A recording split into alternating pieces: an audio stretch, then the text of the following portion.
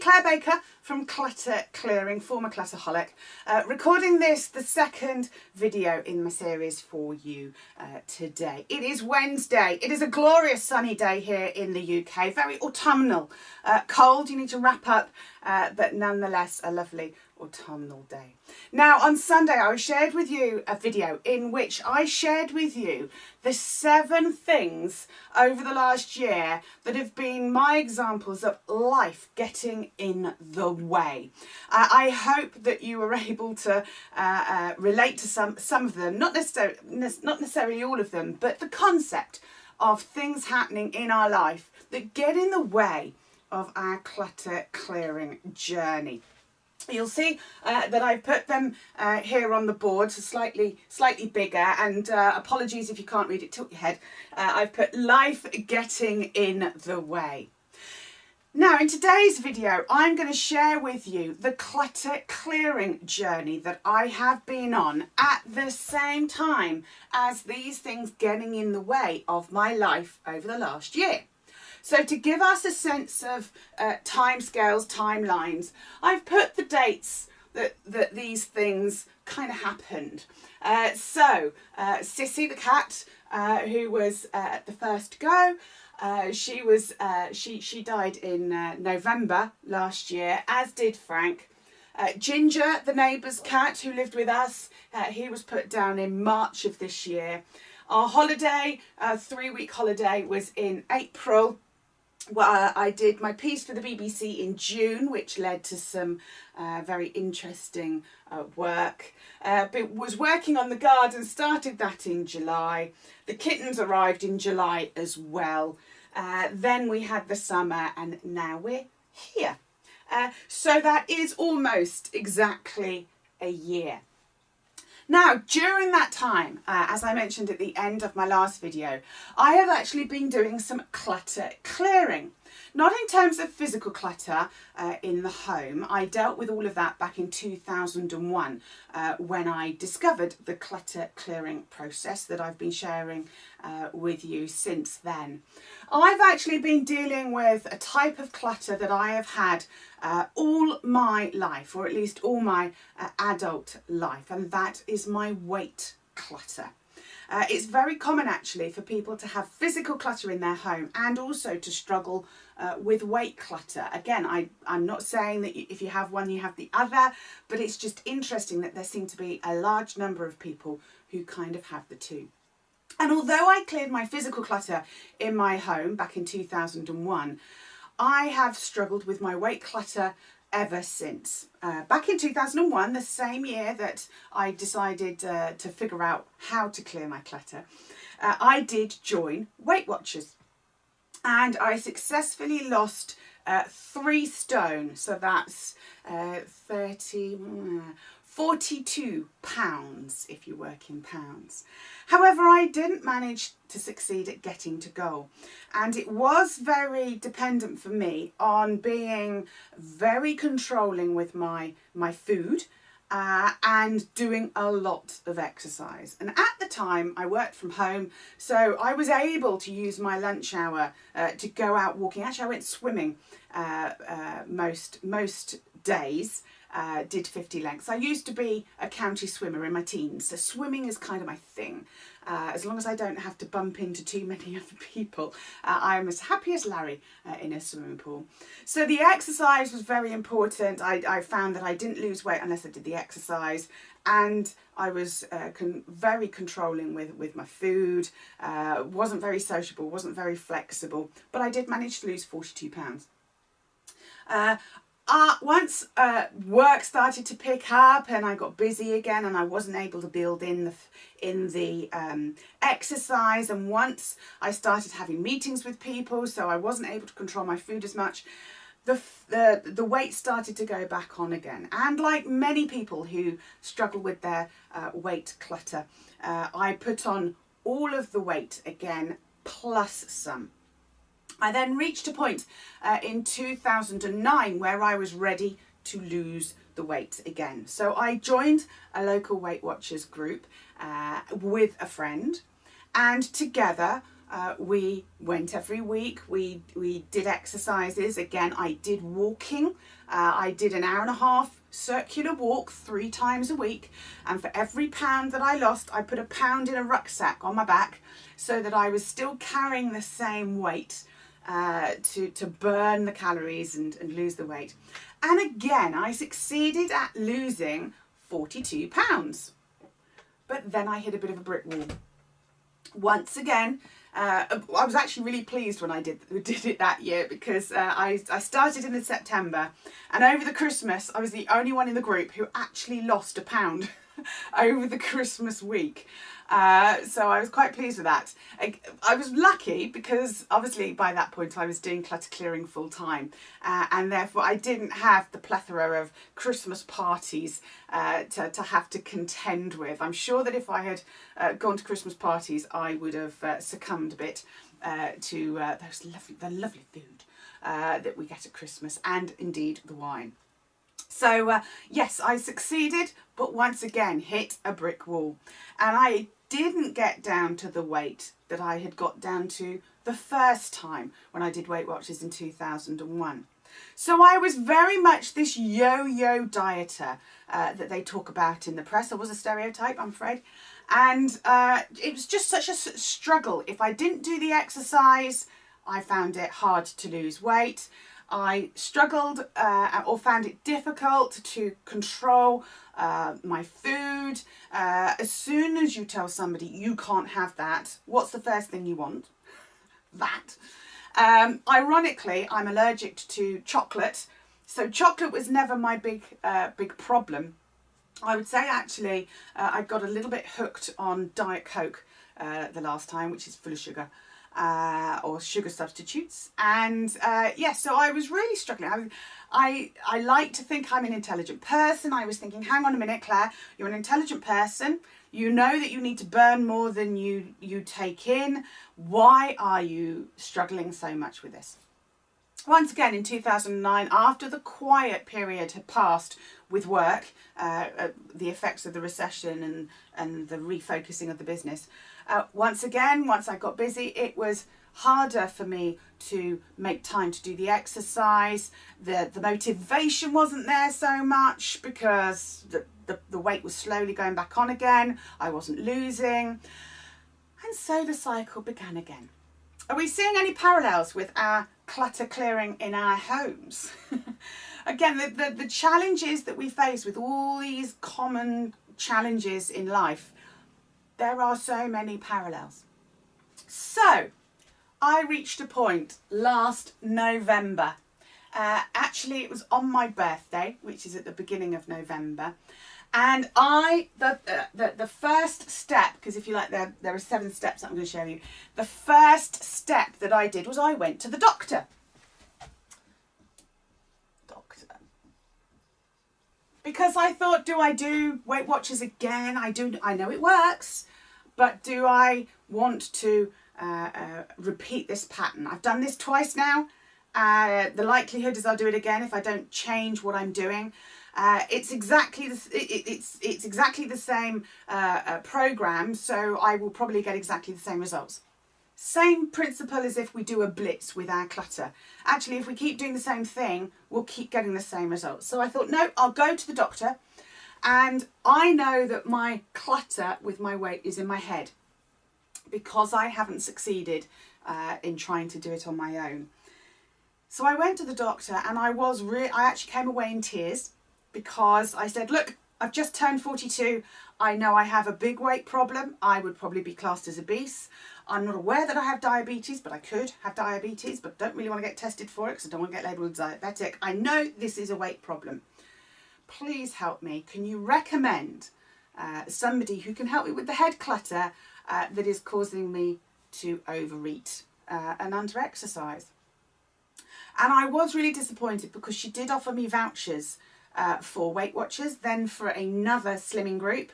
And I said, no, I don't want to do a diet. I need to deal with the source of the problem. So again, if we think about the comparisons with our clutter clearing, She was telling me that she could help me have a blitz at the clutter clearing end of my conveyor belt. And I was saying, no, I want to deal with the accumulation. I want to deal with where this excess weight is coming from. What's causing me to overeat? What's causing me to put the weight on and some every time? What's causing me to reach that block, that brick wall, where I don't seem to be able to lose more than 42 pounds. So I came away very upset because she wouldn't give me the recommendation of somebody. And I was quite happy to pay privately for counselling, therapy, whatever it may be. And so I wasn't asking the National Health System here in the UK to pay for it. I just wanted a recommendation. So I came away, floods of tears, which is very unusual for me, as my husband will tell you. I'm not a crying kind of person, so it has to be fairly serious if I'm crying. And I got on the internet and I managed to find a local counsellor who specialised in issues of weight.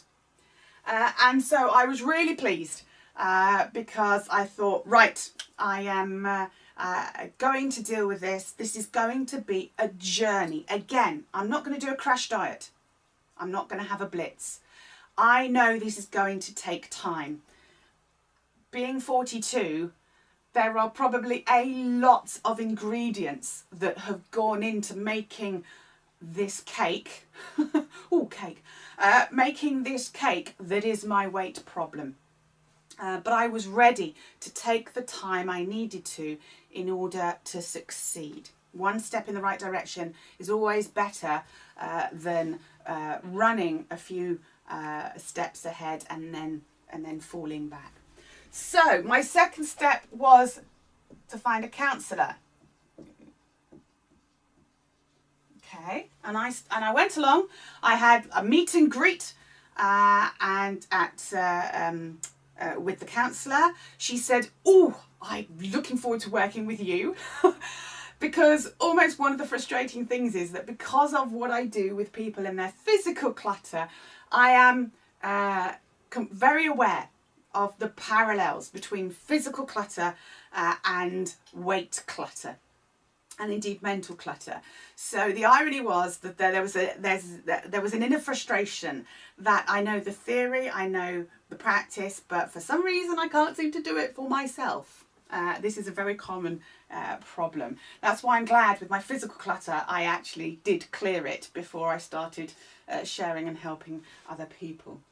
Now, as you may see, there's a reason why there's a timeline parallel outside. I went to the doctors a couple of days before Sissy, the cat, died. And I started seeing the counsellor the week before Frank died. So I'd only seen her once. We'd only really had an introductory session, not getting anywhere sort of deep into it. And I could have easily said no. I could have easily let life get in the way of my clutter clearing journey, because I had only just started it. So I could easily have said to myself, well, I've only just started, so I haven't done anything, I haven't actually achieved anything, I haven't done anything, I will give up, I'll start this later, once all of the Frank chapter, or situation I should say, is done and dealt with. But I decided no. That's me making another excuse not to deal with this weight problem. I reminded myself of how upset I was when I went to the doctor. What she did actually do was put me on the scales, and her comment was, "This is the heaviest we've ever recorded you at." Now, if you've ever had a weight challenge, then you will know that that's quite a hard thing to hear somebody say, even though you know it. I knew it. I was in the largest clothes I'd been in my life. I was in a size 20 clothes. I should have probably been a 22, if not 24. But hearing that said out loud was quite hurtful, even though it was true. So I could have easily said no. to continuing with the counsellor when Frank died, but I didn't. And I think that that is part of the key to my success, because actually the counsellor that I was seeing helped me through the situation with Frank. There were family issues going on, and definitely the support, even though my weekly 1 hour counselling session was not all to do with that. I would say probably, certainly in the early days, it was probably half helping me deal with the Frank situation that was going on in the family situation. Okay, so the third step, if you like, in my clutter clearing came in February, when I actually started a new eating plan. New eating plan.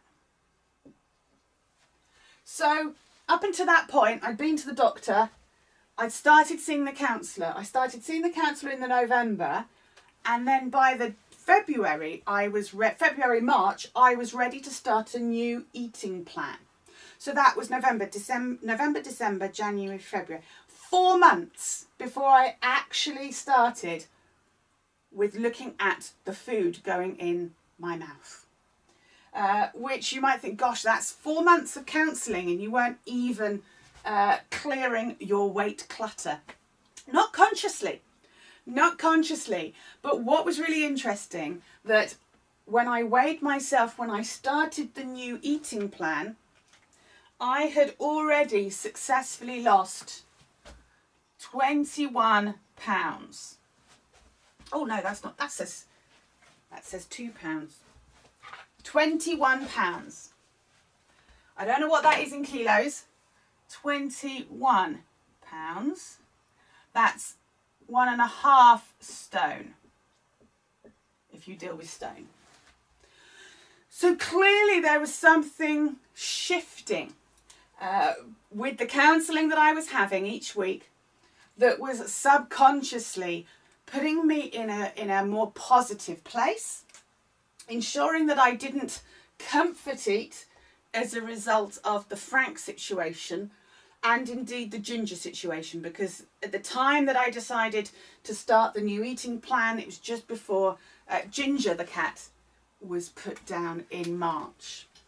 Okay, so this new eating plan that I started didn't make a lot of sense. I trusted my counsellor who gave me the eating plan, but I was quite skeptical, if I'm honest, because I thought, this doesn't make sense. This isn't what they teach you on the NHS. This isn't what they talk about at Weight Watchers, which I had done, and it wasn't the same as any other diet plan that I had heard of or been aware of. But I stuck with it.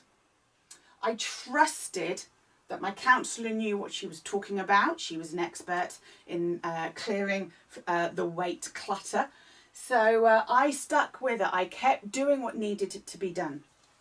Does this sound familiar with clearing your physical clutter at all? So by the time we got to our holiday in April, this was quite a significant point for me, because as you may remember from my video on Sunday, we went on holiday to a place called the Maldives. That is a beach holiday. Beach equals swimwear. Swimwear for somebody who's overweight is not a comfortable thing. By the time we went on holiday, I had managed to lose 49 pounds. Where are we? 49 pounds. Which is 3.5 stone.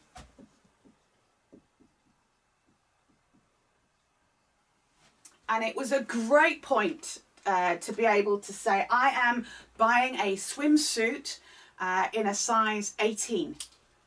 Remember, I started at wearing size 20, should have been wearing size 22, if not 24. So to have come down 1, 2, maybe 3 dress sizes was a huge morale boost. To have an excuse to buy a new wardrobe was fantastic. To declutter my huge clothes was also great.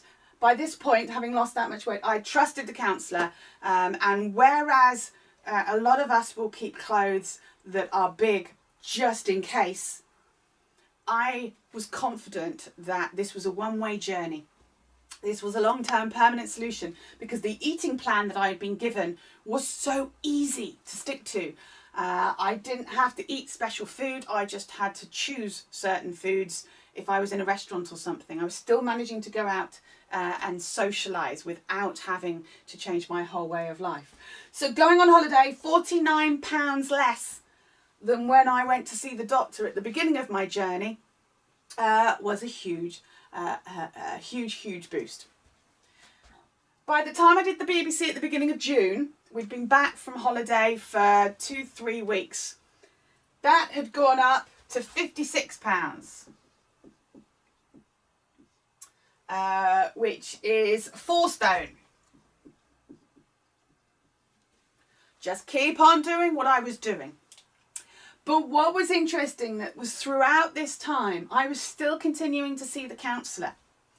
Because, guess what? Procrastination, self-sabotage, fear of success, all of these things were kicking in. Even overwhelm. Despite having lost this much weight by that point, of having the visible differences in terms of the clothes that I had. I had a whole new wardrobe of clothes, which was a real feedback that I was doing really well. A bit like when you clear your clutter. You may succeed at clearing some clutter and getting some clutter off your conveyor belt. But hands up who looks at how much more there is still to clear. Hands up who feels overwhelmed by how much more there is in a room or in your home that still needs to be gone through. That's exactly how I felt, despite the fact that I had lost 4 stone at this point. Continued with the counselling. By the time we got started on the garden, it was amazing. I had more energy. E-R-G-Y. And I had more motivation. I've no doubt that the weather helped. I'm not a winter person. My mood does drop quite significantly in the winter, but nonetheless, I was able to work on the garden with energy and motivation that I hadn't had before then. And I'm sure that it was the weight loss that had helped create that energy and motivation to continue. Having had this hump, if you like, in the middle of, yes, I've lost a lot, but there's still an awful lot to lose. It just really brought me down.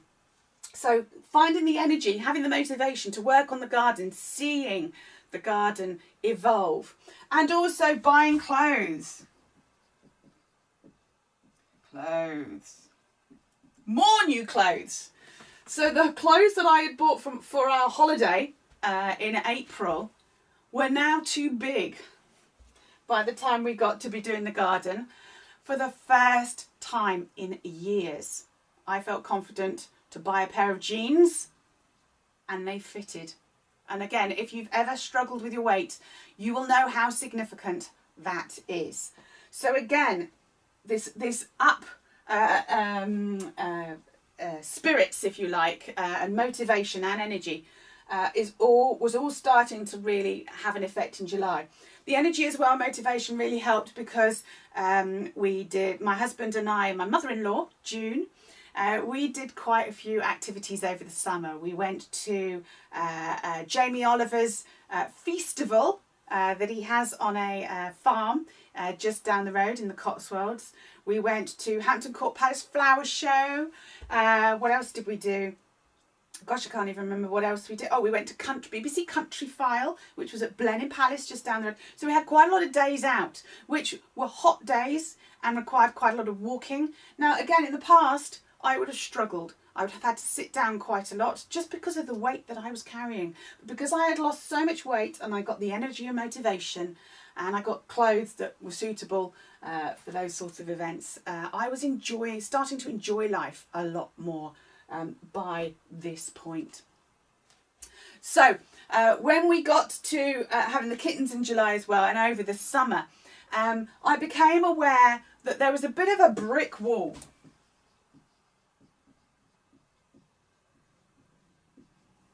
The weight loss started to slow down, and I wondered whether there was a bit of self-sabotage.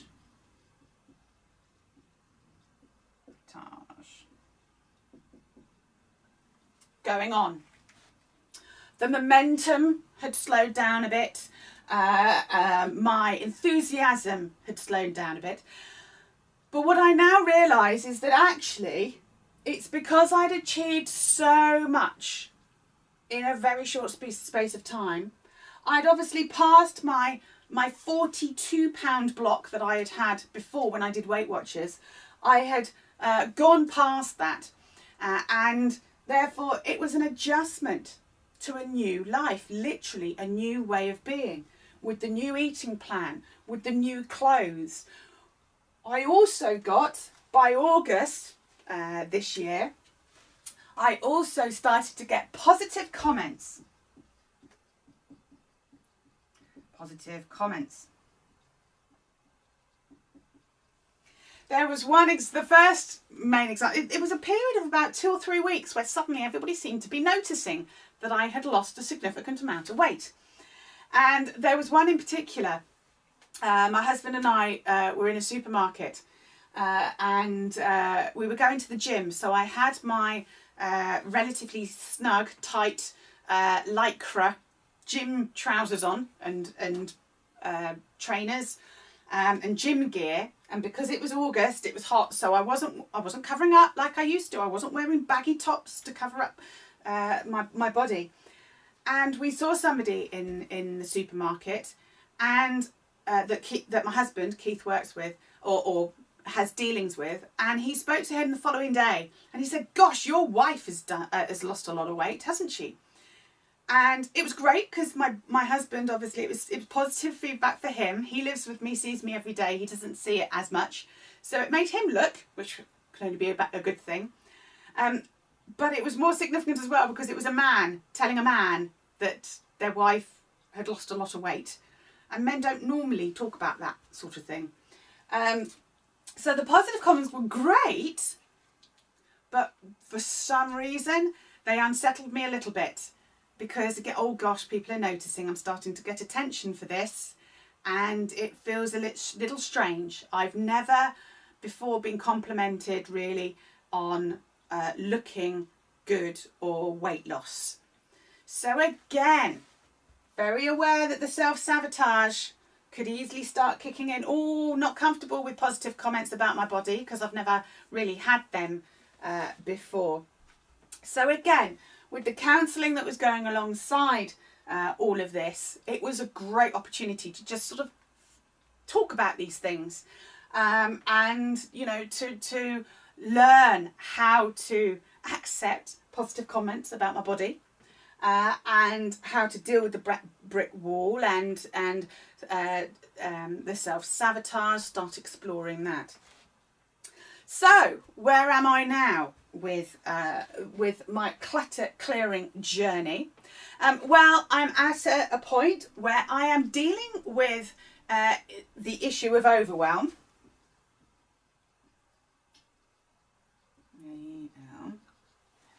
Because I still have a lot to lose.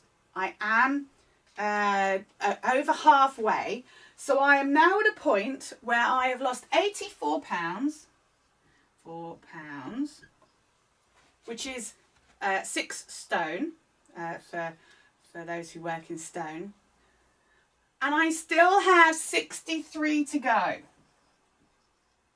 63 pounds to go until I am at the healthy weight that I need to be. So I'm over the halfway mark. Just for those who want the quick math, that means that by the time I get to my goal, I will have lost 147 pounds. The weight of a person. That is overwhelming.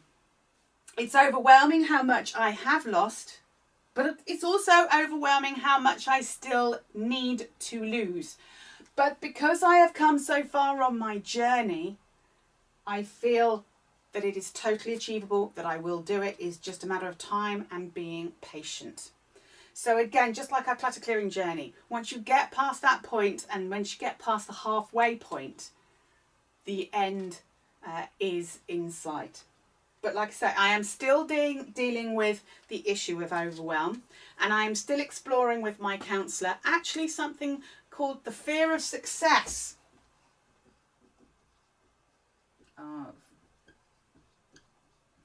C-C-E-S-S.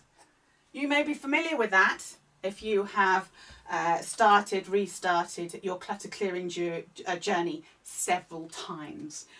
So yes, so the issues I'm continuing to explore with my counsellor are fear of success, overwhelm, self-sabotage, brick wall.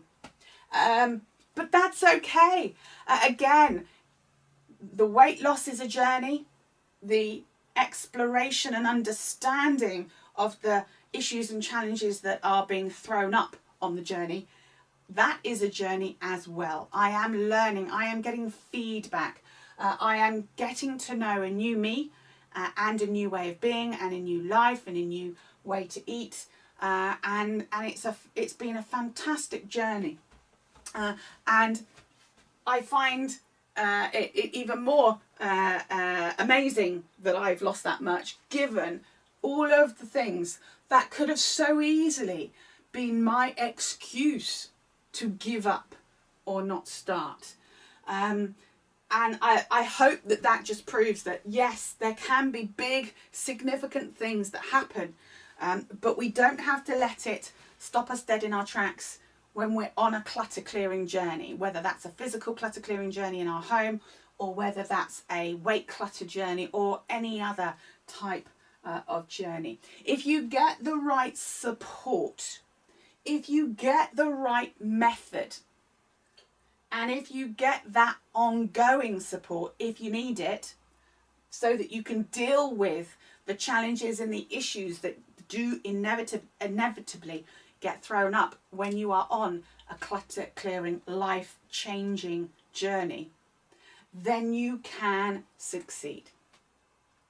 I am, now that I'm past the halfway mark, I am actually going to be keeping a weekly blog on the Clutter Clearing website. So if you want to follow my journey as I head towards my goal, then by all means do that on the website. Now, there are various things that have contributed to my success so far. In the next video, I'm going to share with you the four ingredients for success that are both relevant to me and my weight clutter clearing journey, and to a physical clutter clearing journey if you are clearing the clutter in your home. So look out for another video from me in the next few days, and if you have any thoughts, if you've got any similar experiences with weight clutter, or indeed if you can see the parallels with your physical clutter clearing journey, do pop them in the comment box below, because I'd love to know that it's not just me. I don't think it is from having talked to people, but do let me know. Do share your stories below. But like I say, look out for the next video from me in the next few days, where I'll be talking about the 4 ingredients for success. All right, thanks for listening. Take care. Bye bye.